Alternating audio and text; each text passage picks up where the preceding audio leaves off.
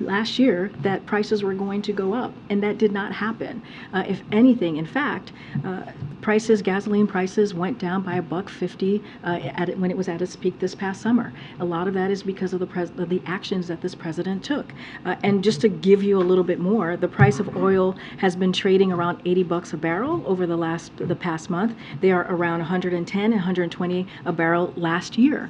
And I just mentioned the prices of gas. So again, last year the analysts predicted prices would go higher, and because of what the president did, because of the policies that he put forward, because of the actions that he put forward, we have seen those prices go down, especially if you think about gas prices. I'm not going to get into hypotheticals about the summer or what the summer is going to bring, but again, that's the main focus for this president is the American people. We'll continue to work with all producers and consumers to ensure energy markets, support economic growth, and lower prices for the American consumer.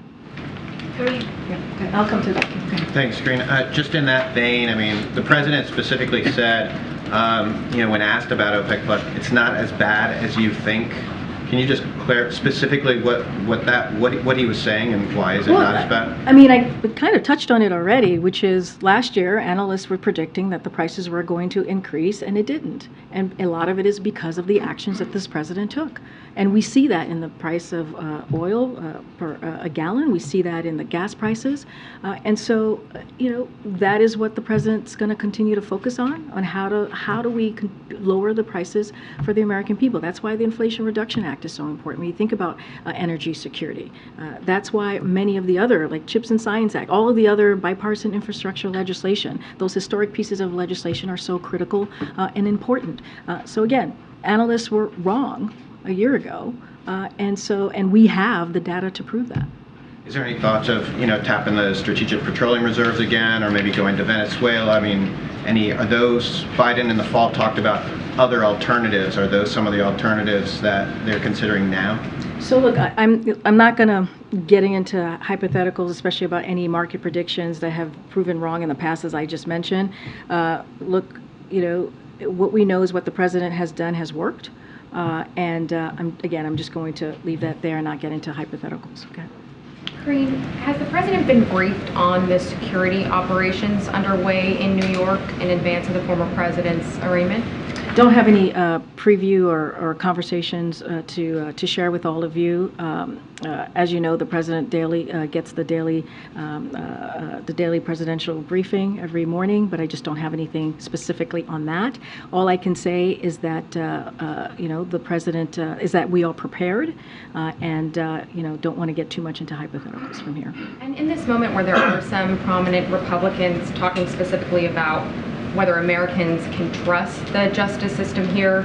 We've seen President Biden say he does have faith in the legal system, but can you help Americans understand why this isn't a moment for the president to come out and speak more forcefully on the rule of law, or what this could mean more widely? Look, I'm just not going to speak to this case. I'm not going to go beyond what the president shared with all of you, but I'm just not going to speak to an ongoing case. I'm going to leave it there. And finally, on my colleagues reporting yesterday on the Chinese spy balloon that was able to get some sensitive information and transmit it back to Beijing in real time. The administration says there's an assessment underway about just what China may have been able to glean. Can you update us at all on the timeline for how much is left in that review and whether there are any plans to brief Congress or the president to speak publicly about that? So as you mentioned, there is a review being done by the FBI. I believe my colleague spoke to this yesterday. I'm not going to confirm or address that report, but what I'll say a couple of things from here. Look, we knew the flight path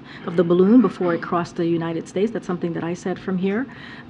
We took precautions in advance to ensure that it didn't get sensitive information. Also something that I said from this podium during that time. When it comes to technology like this balloon, it has limited additive value compared to other means of intelligent collection. So the bottom line, the administration identified this problem and it did something about it. And again, not going to confirm or address it. As you said, there's an ongoing review. Don't have a timeline on that. Good, Andrew. Thanks. Just to follow up on my colleague, Evan Gershkovich, is the president's planning to speak to his parents? So I don't have any calls to read out at this time. As I said, this is a priority for this president. As I said to your colleague last week, your colleague Evan is on our minds, and we are certainly thinking about them and about him, about Evan, and so we're doing everything that we can to get a counselor to him, and we'll have more to update and share. Just on a different subject, China announced on Friday a cybersecurity probe into Micron Technologies, a major U.S. chip maker. Does the U.S. view that as an effort to by China to undercut the U.S. chips industry, and do they see any evidence of a broader effort by China to do that? So look, I'm not going to speak directly to China's actions. All I can say is the Chips and Science Act, as you know, was a bipartisan piece of legislation that was historic, and it speaks to the president's commitment to bring manufacturers back to the United States, to make sure that we have manufacturing jobs right here. We've created under this president more than 800,000 jobs, and you're seeing companies like Micron take action and continue to invest here in America, and that's what the president is focused on. And the president has said from the beginning of his administration, we are looking for competition with China, not conflict, and that's what you're seeing in this moment as you're looking again at these manufacturing jobs as these companies are investing right here in the U.S. Afghanistan, please. Let me 1 second. Go ahead. The bill that would allow the U.S. to sue OPEC countries for manipulating energy markets, does the White House have a position on that bill yet? It's known as the NOPEC bill. The NOPEC bill. What'd you say? What are you whispering? I'm not whispering. No whispering allowed. So a couple of things. Look, the president is focused on securing America's energy independence, and so that's the best way to ensure American families aren't subject to the actions of those halfway around the world. And his policies are working. As I just mentioned, oil and gas prices have gone down from last year because of the actions that this president took. U.S. oil production is on track to break a historic record this year, and we are accelerating investments in clean energy through the Inflation Reduction Act. Again, a historic piece of legislation that is going to make a difference when we talk about energy security in this country. Afghanistan, please. I'm going to come to you. Thank you. A U.S. ambassador to India, Eric Gassett, is now headed to New Delhi. What's the presidential message that Ambassador Gassett is carrying with himself for the people of India? So look, this is something that I've said from here, that the president has said when we look at the relationship with India. It's one of the most consequential relationships that the United States has in the world. That still stands.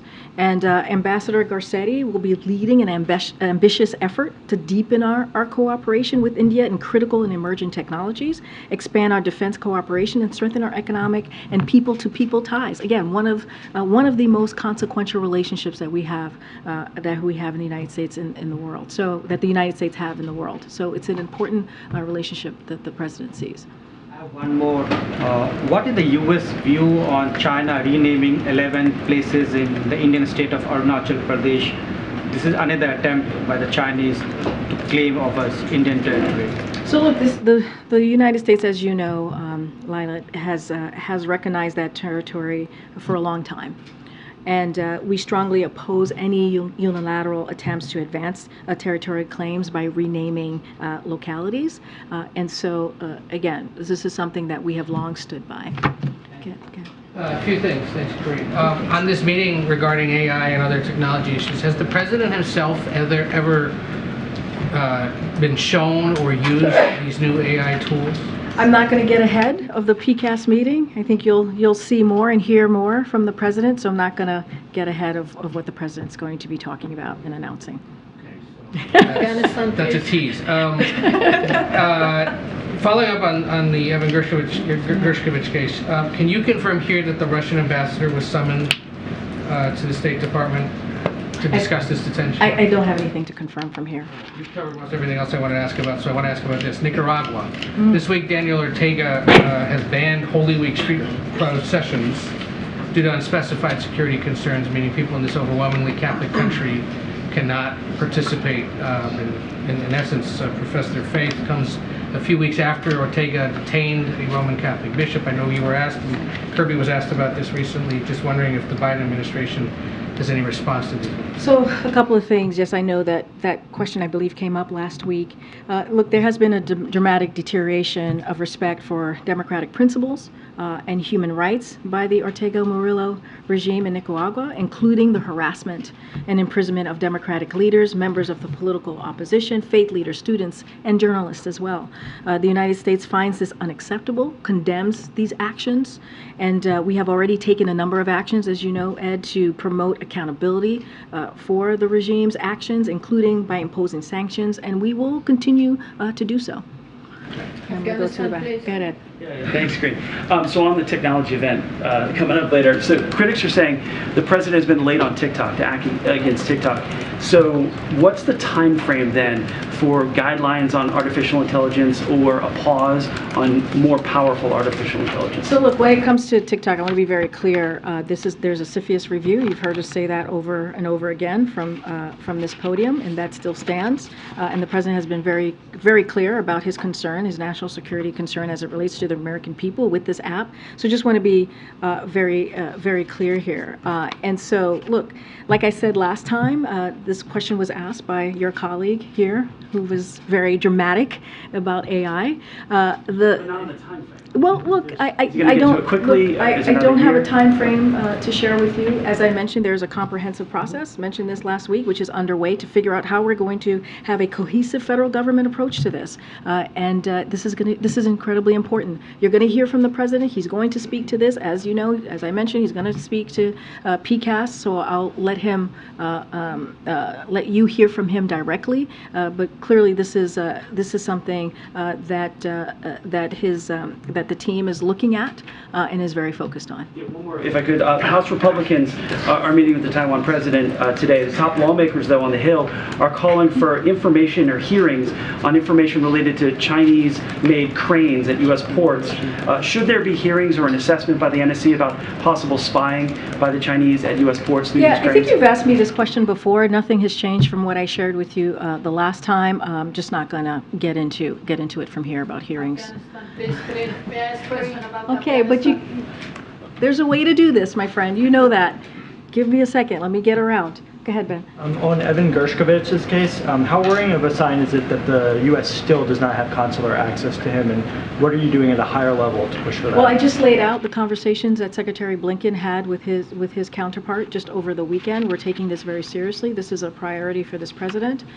Yes, we are concerned, and we're working diligently, very hard to get a counselor to Evan. That again, this is a priority, and so is Paul Whelan. Want to make sure I lay that out for folks as well. But yes, we are doing, the State Department is doing all that they can to make sure a counselor is available to Evan. As you know, these are challenging circumstances, as you all know, and we are doing, again, everything in our power to get a counselor access to him quickly. The Journal's lawyers have been trying to visit him in prison. Is the White House in touch with the Journal about this, and how soon do you expect them to visit him? I don't have anything to read out about a conversation with about the Wall Street Journal. I just don't have anything to read out on that. Go ahead. Thank you very much, Karine. Not asking about Trump, but about the precedent that this opens. Does the White House believe that a former president could or should be indicted? I'm just not going to comment from here. Okay. All right. Oh, go ahead, Peter. To follow up on that, President Biden is a lawyer. Is he And concerned? the President of the United States and the Commander-in-Chief, but go ahead.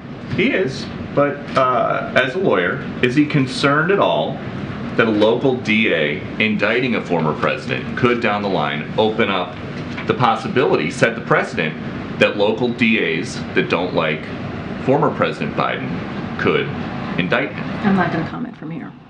Why don't you have more to say about the Trump indictment? It is an ongoing case, and I've been very clear about that. We've been prudent about that, not commenting on ongoing cases, and we're going to stick to that. But for Peter? better or worse, all that anybody in the country is talking about at this exact moment while we're in here is Trump. And they look here to find out what the White House thinks about it. And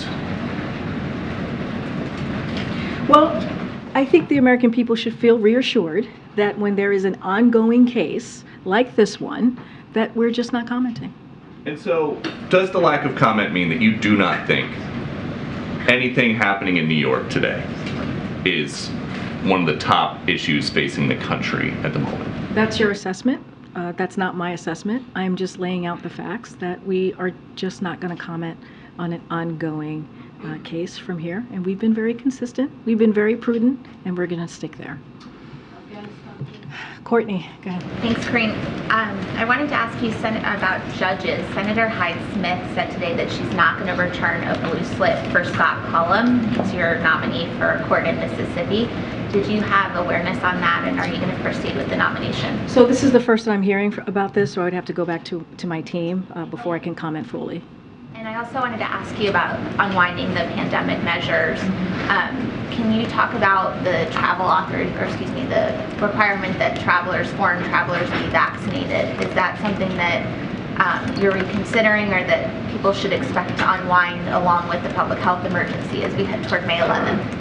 So, look, I'll say more broadly the work that this administration has done since day one, since the president walked into this administration on really dealing with COVID-19 and long COVID, and long COVID continues, right? COVID is still with us. We're in a different place than we have been, and that's because of the work that this president has done. And thanks to those actions, we've seen that progress has been made. We're in better positions to transition out of the emergency phase of this response. That is important because of the comprehensive response that we have had, that this president has pushed forward. And when we have more to say, I certainly will share that closer to May. I don't have anything to preview or to announce at this time. Thank you. Afghanistan, please. Go ahead.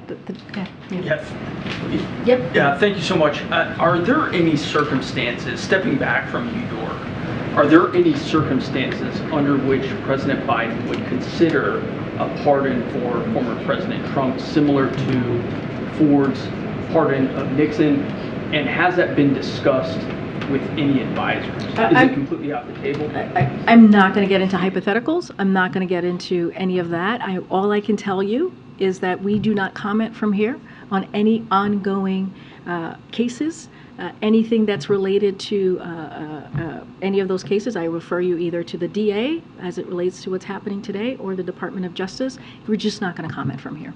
But it's President Biden's decision. Has it been discussed? I hear you, and I understand the question. I really do. I'm just not going to comment from here. Go ahead. So I noticed when the president was in Minnesota yesterday, in what was a fairly wide-ranging economic agenda speech, he did not talk much about inflation, combating inflation, and the like.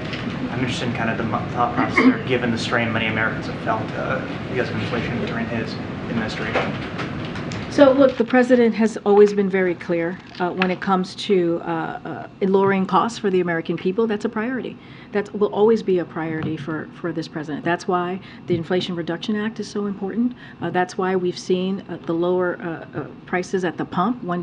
It's gone down $1.50 since the peak this summer. A lot of that is because of what this president has done. And anytime he talks about his economic policy, you always hear him talk about lowering costs. We understand that there's more work to do, and the president's going to continue to do that. That's why he's gone out there to talk about investing in America, his Investing in American agenda. And also that's why you see his economic policies are working. When you think about job growth and job creation, when you think about the Chips and Science Act, when you think about the Inflation Reduction Act, when you think about unemployment at 3.6%, and real wages are higher than they were 8 months ago. So he has an economic policy that's going to build the economy from the bottom up, middle out. That's going to be his focus, but also lowering costs for the American people, something he talks about very often. Following up on that, though, I mean, obviously in that speech he was talking about a lot of his successes. Does he view his combating inflation to be a success? Say that again. You're a little difficult. Successful in combating inflation. I mean, that speech was so focused on what he saw as his successes. Does he view how he's combated inflation to be successful? Look, I think that lowering prescription drug costs, capping insulin at $35 a month for seniors, helping lower energy bills. Again, gas prices going down by $1.50 from its peak that it was this summer. That is the president taking action. That is the president meeting the American people where they are. Of course, there's always more work to be done, but this is a president that's taken action. And so that's what you'll hear from him. He's, of course, when he is in front of the American people, he's going to speak to them about what he's doing to make their lives better. And that's what you heard yesterday in Minneapolis. Or in Minnesota, to be more specific, as a state. The president has spoken repeatedly about January 6th. He gave at least 2 major speeches that I can think of, and he's talked at length in various forums. There were more than 500 active legal cases going on during the time that he made those speeches, all of which potentially could have been affected, would have been affected by whatever his opinions were on the circumstances surrounding those cases. What is different between his being willing to talk about not the specifics of individual cases, but to talk about the issues presented by what happened on January 6th and questions about, just to put a fine point on it, I'm sort of going on Peter's point, it's like, and frankly, a lot of the questions here, there's an understanding about not wanting to comment specifically about this case, perhaps, but there are issues that are presented. People have been talking about them for weeks now, when a former president, any former president, would be indicted for the first time and arrested for the first time. What is the White House's reticence, and what's the difference between that and this? Done. I'm done. Sorry. No, it's okay. But with all seriousness, January 6th was a devastating day. Like, you guys, I think if you guys weren't there, some of your colleagues were on Capitol Hill. We had law enforcement, police officers who were attacked, who died.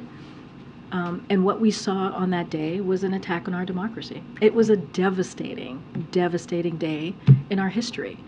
And it was a moment for this president to have spoken to, right? You had millions and millions of Americans who watched what was happening on Capitol Hill, something that many of us, I've never seen it, and many of us had never ever seen before, you know? And it was something that needed to be spoken to. When you see something like that, our democracy, literally our democracy under attack. And so the president will never shy away when it comes to our democracy, when it comes to the fabric of who we are as a country and what makes this country what it is. And so it was a different moment and a different time.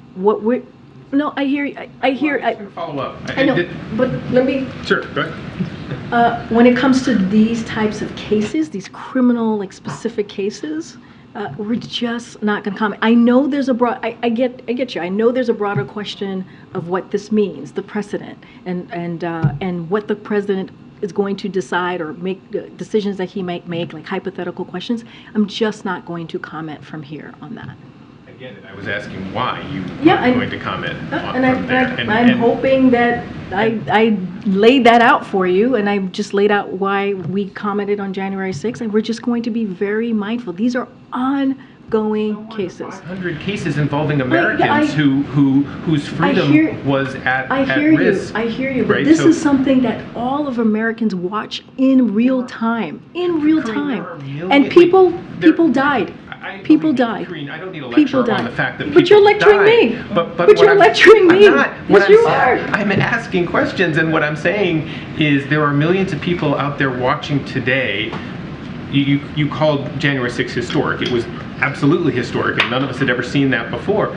Nobody's seen this before either. There are millions and millions of Americans watching the first time in 250 years a former president be hauled into court and processed for arrest. That means something. That has some effect, potentially, I suspect, on American democracy and on how the rest of the world.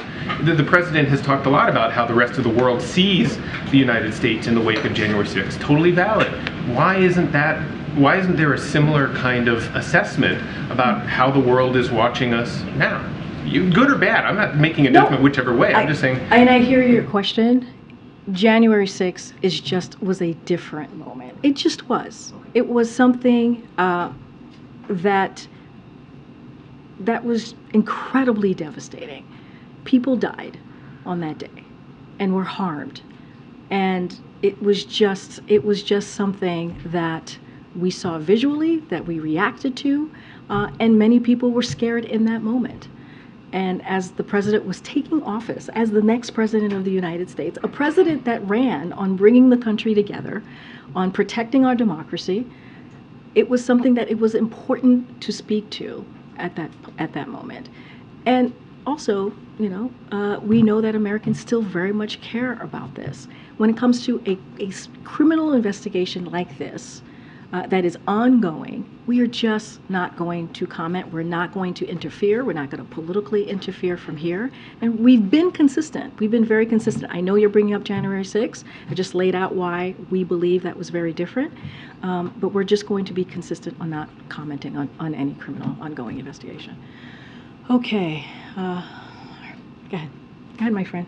Yes. Thank you. Well, number one, thank you very much for your comment for my traditional dress that Afghan people show reaction and say thanks from Afghanistan, although they are in Taliban prison. They say thank you. They were happy because Afghan woman made that dress. And my question is, what's your assessment about Daesh in Afghanistan? Because nowadays Daesh is very active in Afghanistan. So a couple of things there for you, and you're welcome. I was happy to do it. It was a beautiful attire. So when you're talking about, your question again? I was giving you a compliment, and what's your U.S. assessment about Daesh in Afghanistan? Got it. So I know that. We will judge the Taliban by their actions and not what they say.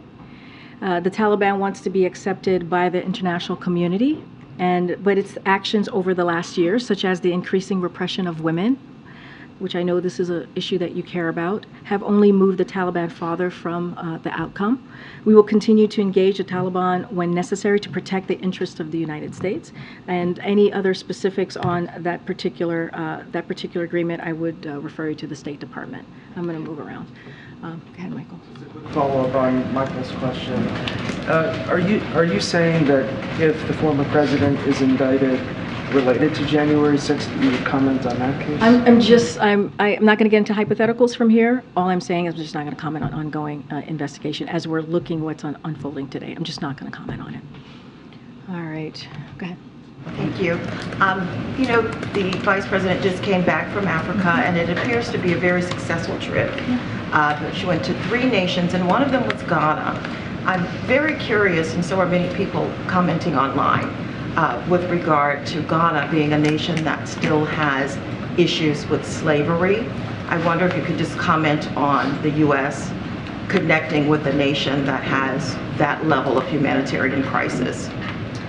So look, and we've talked about this before when it comes to humanitarian crisis or when it comes to anything related in that vein, we are always going to speak to that.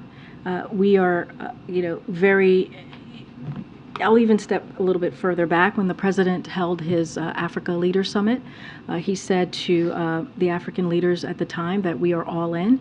And we are. And one of the things that we believe that's very important, and you saw from this vice president when she traveled to the continent, the announcement that she made on increasing investments and facilitating economic growth and opportunity, specifically as it in areas of empowerment for young women, which is incredibly important, empowerment for young girls, empowerment for youth entrepreneurship, and those are the things that was incredibly important to that trip as well. Digital inclusion, increasing food security, including adaptation to climate crisis. Those are the things that she talked about. She had deliverables announcing investments that we were making in the continent.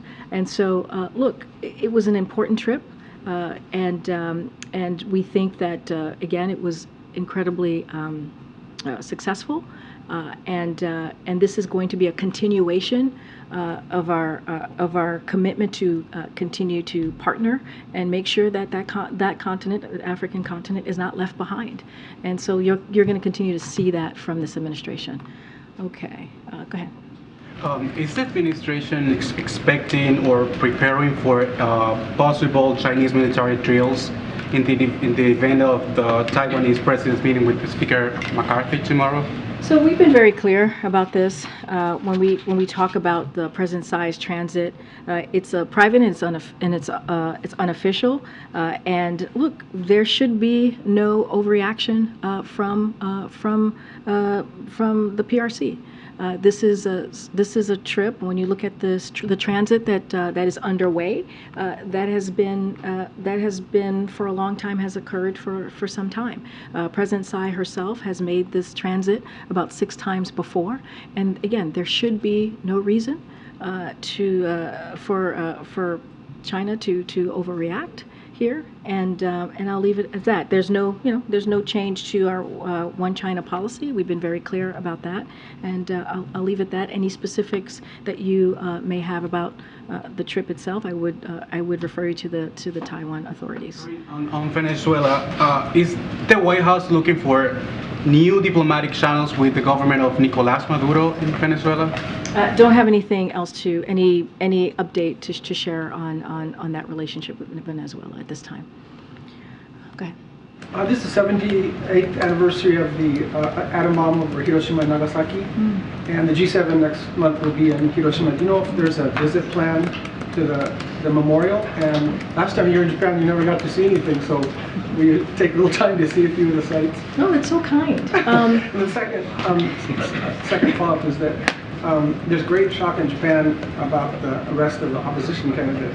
You know, it's very common in many parts of the world, but most people, didn't expect it to ever happen in America. What do you, just a comment on that?